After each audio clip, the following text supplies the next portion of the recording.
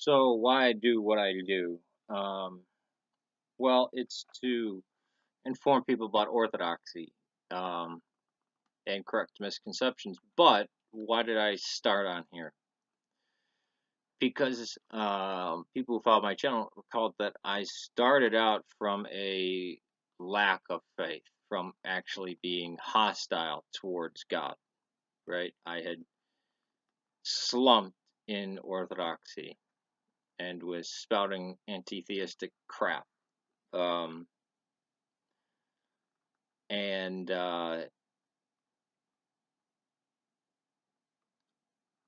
again, God works in mysterious ways and can work through anything.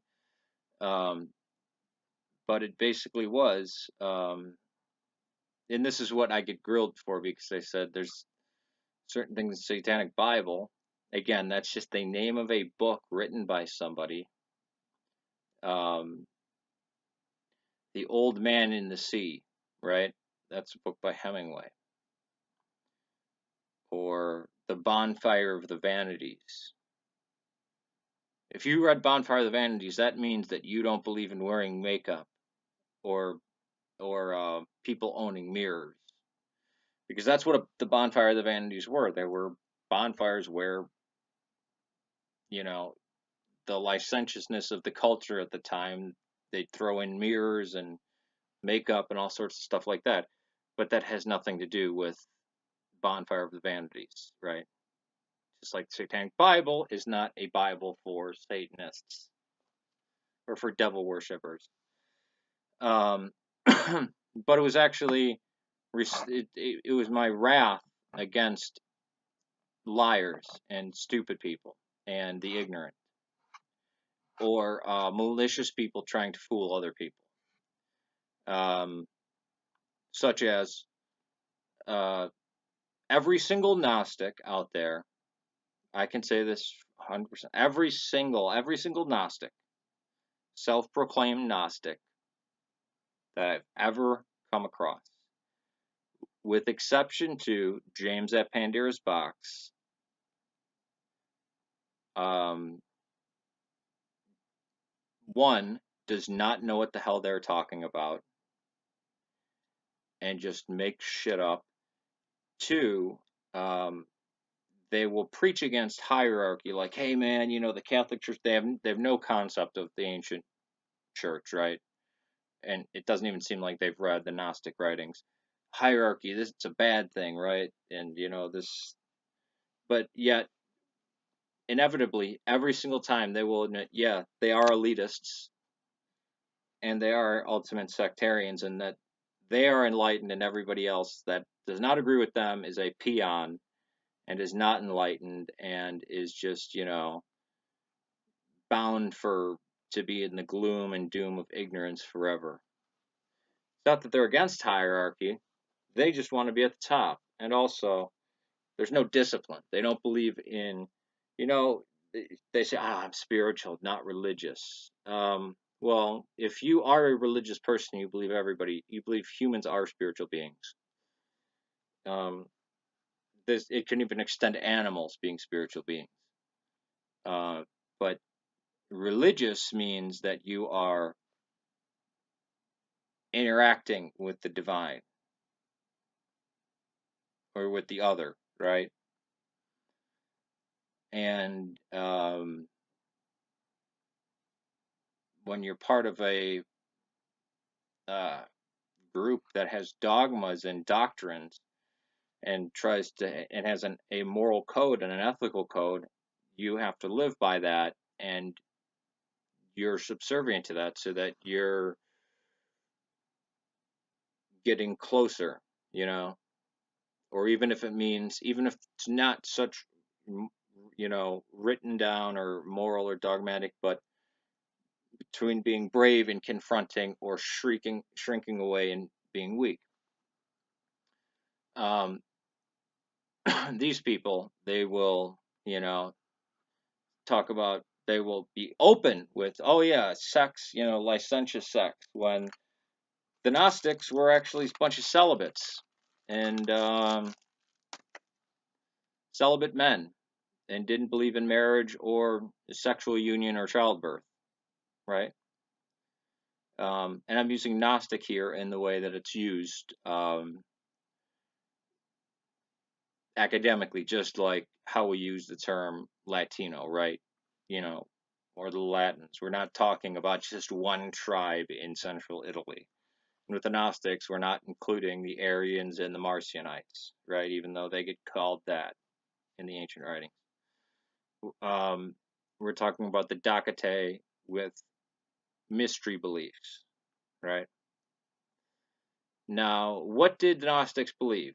We have a pretty good idea, and we have some of their writings, but that doesn't mean we know what they believe, right? Like, let's say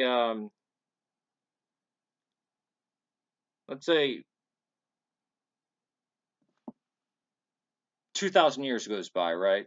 And a lot of all records are destroyed, and we have, ruins from well, no, not we don't even have the ruins of the Catholic churches. None of the Western Catholic churches, they're all gone, and we just have pieces of the Gospel of John and the Gospel of Matthew, as well as Jude, and we have Jude, almost intact, part of Hebrews, and we have the Paschal letters and 3rd John intact. Can you reconstruct what the Catholic Church, the beliefs and the actions and the creeds and the organizations of the Roman Catholic Church that? No, you couldn't. The Gnostics, again, most people's beliefs are not written down, right? These were social units, and how were these things interpreted? Because I can tell you that how Roman Catholics interpret just even one gospel, just one of the gospels. Take one of the gospels. How that's interpreted by the Roman Catholics is completely different than how it would be interpreted by a Pentecostal or a Calvinist. And this is still within Trinitarian Christianity. Trinitarian believing Christianity, the hypostatic union, right? So these are phonies and liars. They will say stuff big, and they don't realize that they're stepping now into my realm. It would be like somebody, you have somebody who's a big sports fan, right? Huge sports fan.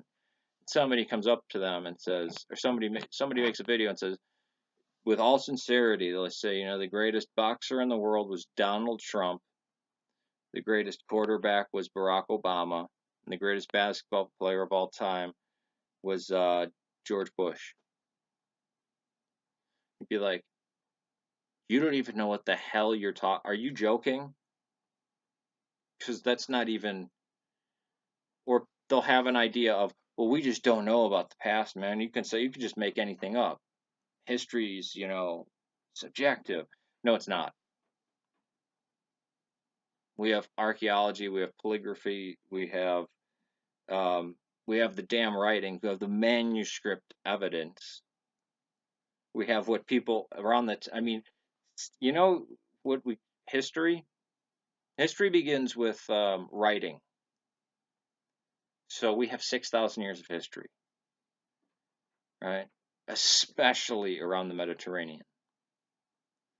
Now, sub-Saharan Africa, didn't have writing until the Arabs, and then later on the Europeans came. Indigenous Australia, same thing. Mesoamerica, they had type of hieroglyphics and stuff like that, and forms of writing that they created on their own. But North America, nope. So, of the old world, like the Assyrians, the Israelites, the Egyptians, the Greeks, the Romans. Yeah, we know. I mean, we know who said what and who went where and did what. And them talking in present, not of these, it's not like King Arthur, where there was a guy named Arthur that fought off the Saxons, a Romano Celt that fought off the Saxons, but that's where the history pretty much ends. No Round Table, no Merlin, no Lancelot and Percival, and Percival was a legend that you know came upon its own. It's like the Druids, right? The modern day Druids and neo-pagans and Wiccans all started in the 1870s or something like that. What they do is in no way, in any possible imagination, similar or even has any connection to the ancient Druids that the Romans encountered. Now, the Pentecostals, well, I'll say that they don't practice the same Christianity as the New Testament church did. At least they're reading the same books, or at least some of the same books. But that's what you get with these Gnostics. It's just it's like Dan Brown. His writing. He got the Gnostics 180 degrees wrong. 100% wrong. Or the popular myths about Constantine. What do you hear about Constantine? Almost every single thing you hear about Constantine from people is incorrect, is falsifiably untrue. But hey, it's common knowledge, man. He burned all the rest of the Gospels. No, he didn't. Well, didn't he put the Bible together? No, he didn't. He had no hand in putting the Bible together. That actually happened. That was a process that was ongoing during his time. He wasn't concerned about it, and we didn't get the canon until much, much later. And it wasn't localized in one place. Or he invented the Catholic Church. All those myths about Constantine, right? And you have these Gnostics that appear on here. I mean, I just had a comment. Jesus wasn't really the name. Jesus was a title. No, it was the guy. Jesus Christ. Christ was a title meaning anointed. You know, um, the Greek version of Mashiach or Messiah. But Jesus, his name was probably Iesu, but it's Iesus in Greek. But how did the Greeks translate Joshua, like the Joshua of the Old Testament, into the Septuagint, into the New, and also into the New Testament? Iesus. Same thing with Jesus. It's Jesus. That's why the King James in the New Testament has Elias for Elijah, Isaiah for Isaiah, Jeremiah for Jeremiah. I think I might even have Jeremy for Jeremiah.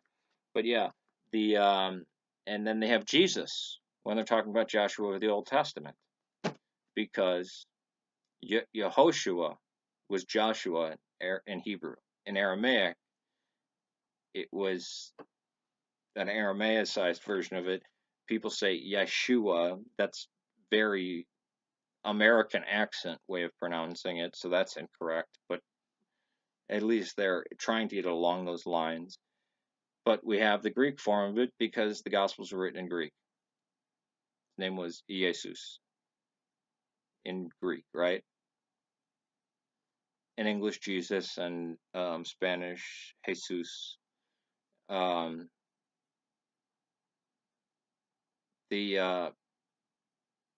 We know what Maria's name is. It's Maria.